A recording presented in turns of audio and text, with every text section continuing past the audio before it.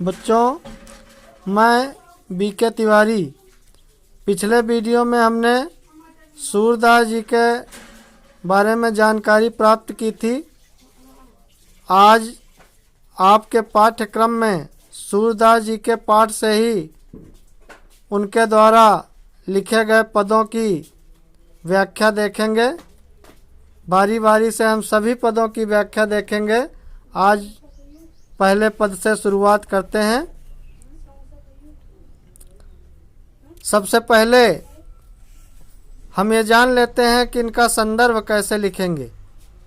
तो संदर्भ लिखने के लिए आपको सारे पदों में एक ही संदर्भ लिखना है कि प्रस्तुत पद सूरदास जी द्वारा विरचित सूरसागर महाकाव्य से लिया गया है, जो कि हमारी पाठ्य पुस्तक काव्य संकलन में पद शीर्षक के नाम से अवतरित है।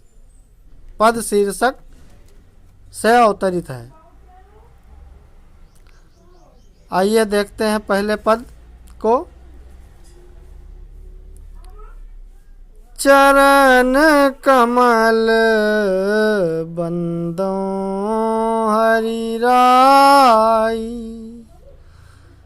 चरण कमल बंदों हरि राई, जाकी कृपा पंगु गिरि लंघे, जाकी कृपा पंगु गिरि लंघे, अंधे को सब कुछ दर्शाई, चरण कमल बंदों हरि राई, बहिरा सुने गूंग पुनि बोले, बहिरा सुने गूंग पुनि बोले, शंख चय सिर छत्र धराई, सूरदास स्वामी करुणामय, सूरदास स्वामी करुणामय, बार बार बंधोती पाई, चरण कमल बंदों हरि राई, चरण कमल बंदों हरि राई। प्रसंग में हम देखेंगे कि महाकवि सूरदास जी ने प्रस्तुत पद में अपने आराध्य भगवान श्री कृष्ण के चरणों की वंदना की है और पद में बताया गया है कि भगवान की कृपा हो जाने पर जो कार्य असंभव होते हैं वह भी संभव होने लग जाते हैं। देखेंगे, चरण कमल बंदों हरि राई, चरण कमल अर्थात कमल रूपी चरण, बंदों माने वंदना करता हूँ, हरि राई माने भगवान श्री कृष्ण के। अर्थात सूरदास जी कहते हैं कि मैं भगवान श्री कृष्ण के कमल रूपी चरणों की वंदना करता हूँ। आगे देखेंगे, जाकी कृपा पंगु गिरि लंघे, अंधे को सब कुछ दर्शाई। अर्थात पंगु माने लंगड़ा, गिरि माने पर्वत, लंघे माने लांघ जाता है, चढ़ जाता है, पार कर जाता है। अंधे को सब कुछ दर्शाई, दर्शाई माने दिखने लग जाता है। अर्थात सूरदास जी कहते हैं कि जिन भगवान श्री कृष्ण की कृपा हो जाने पर, उनकी दया हो जाने पर एक लंगड़ा व्यक्ति भी पर्वत पर चढ़ जाता है और एक अंधे व्यक्ति को सब कुछ दिखाई देने लग जाता है।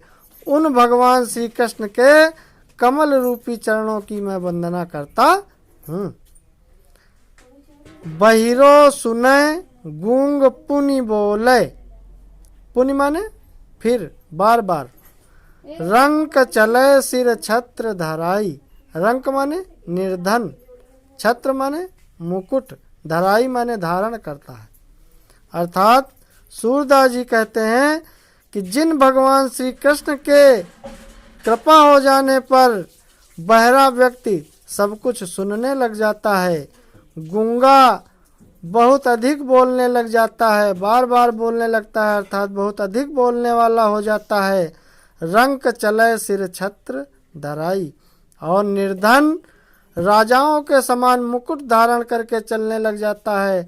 अर्थात भगवान श्री कृष्ण की कृपा हो जाने पर निर्धन भी धनवान हो जाता है। बहिरो सुने गुंग पुनि बोले, रंक चले सिर छत्र धराई। भगवान कृष्ण की कृपा हो जाने पर बहरा व्यक्ति सब कुछ सुनने लग जाता है, गूंगा बहुत अधिक वाचाल हो जाता है, बहुत बोलने वाला हो जाता है, और निर्धन व्यक्ति धनवान हो जाता है। सूरदास जी आगे कहते हैं कि सूरदास स्वामी करुणामय, करुणामय माने दयामय, बार बार बंदों ती पाई, पाई माने पैर चरण। अर्थात सूरदास जी कहते हैं कि ऐसे दयामय, ऐसे दया करने वाले भगवान श्री कृष्ण के चरणों की मैं बार बार वंदना करता हूँ। एक बार फिर से देखेंगे, सूरदास जी कहते हैं कि मैं भगवान श्री कृष्ण के कमलवत चरणों की वंदना करता हूँ, जिनकी कृपा होने पर लंगड़ा व्यक्ति भी पर्वत पर चढ़ जाता है, अंधे को सब कुछ दिखाई देने लग जाता है। उन भगवान श्री कृष्ण के कमलवत चरणों की मैं वंदना करता हूँ। बहिरो सुने गुंग पुनि बोले, रंक चले सिर छत्र धराई। जिन भगवान श्री कृष्ण की कृपा होने पर बहरे व्यक्ति को सब कुछ सुनाई देने लगता है, गूंगा बहुत अधिक वाचाल हो जाता है, और निर्धन व्यक्ति भी धनवान हो जाता है, उन भगवान श्री कृष्ण के कमलवत चरणों की मैं वंदना करता हूँ। सूरदास जी कहते हैं कि दयामय, गरीबों पर, असहायों पर दया करने वाले भगवान श्री कृष्ण के चरणों की मैं बार बार वंदना करता हूँ। अब हम साहित्यिक सौंदर्य देखेंगे। बच्चों, प्रस्तुत पद में सूरदास जी ने अपने आराध्य भगवान श्री कृष्ण के चरणों की वंदना की है और बताया है कि भगवान की कृपा हो जाने पर असंभव कार्य भी संभव हो जाने लगते हैं। प्रस्तुत पद में ब्रज भाषा का प्रयोग किया गया है और भक्ति रस है। चरण कमल में रूपक अलंकार है और बार बार में पुनरुक्ति प्रकाश अलंकार का प्रयोग हुआ है। बच्चों, मुझे आशा है कि व्याख्या आप सबकी समझ में आई होगी।